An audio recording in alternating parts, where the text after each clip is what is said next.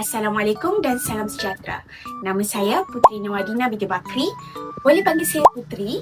Nombor metrik D202511119130. Saya merupakan pelajar ijazah sarjana muda Pendidikan Bahasa Melayu dengan kepujian. Dalam video ini, saya akan menerangkan kefahaman saya mengenai dua tajuk, iaitu memahami perspektif sosiologi.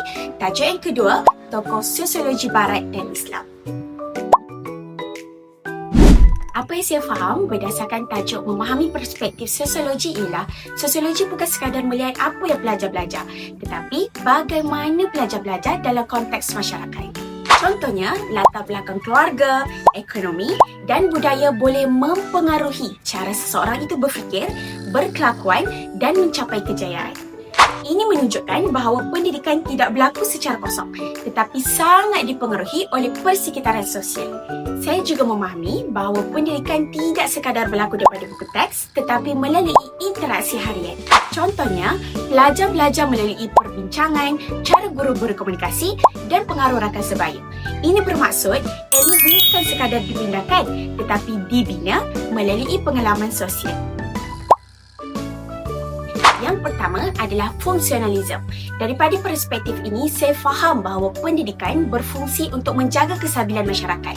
Sekolah bukan sekadar mengajar ilmu, tetapi mengajar nilai seperti hormat, disiplin dan tanggungjawab. Maknanya, pendidikan membantu seseorang individu untuk hidup dalam masyarakat dengan baik. Yang kedua ialah teori konflik. Dalam teori ini, saya dapat lihat bahawa tidak semua perkara dalam pendidikan adalah adil. Teori konflik menunjukkan bahawa pendidikan kadang-kadang boleh menguntungkan sesetengah pihak sahaja. Contohnya, pelajar daripada latar belakang yang lebih baik. Ini membuatkan saya sedar bahawa masih wujud jurang dalam pendidikan. Yang ketiga ialah interaksionisme simbolik, iaitu perspektif sosiologi yang melihat bahawa manusia bertindak berdasarkan makna yang mereka beri kepada sesuatu dan makna itu terbentuk melalui interaksi sosial seharian. Apa yang saya faham, interaksionisme simbolik ini ialah apa yang kita fikir, kita rasa dan kita buat bukan datang sendiri, tapi terbentuk daripada cara kita berinteraksi dengan orang lain. Kesimpulannya, saya memahami bahawa pendidikan dan masyarakat saling berkait rapat. Melalui perspektif sosiologi, saya dapat melihat pendidikan secara meluas, bukan sekadar daripada akademik, tetapi melihat aspek nilai dan kemanusiaan. Saya juga memahami bahawa sebagai bakal pendidik, guru tidak boleh melihat semua pelajar secara sama rata tanpa memahami latar belakang mereka. Sebagai seorang pendidik, guru perlulah memberi peluang yang adil kepada semua pelajar.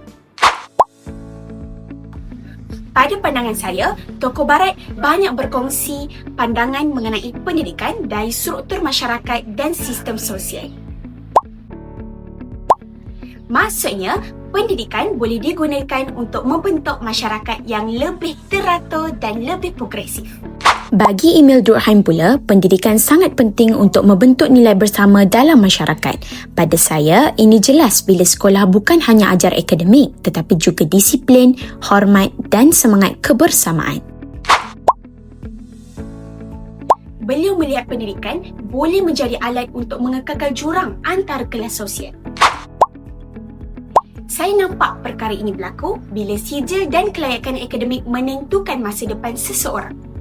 Pierre Bourdieu memberi pemahaman yang lebih mendalam tentang konsep model budaya.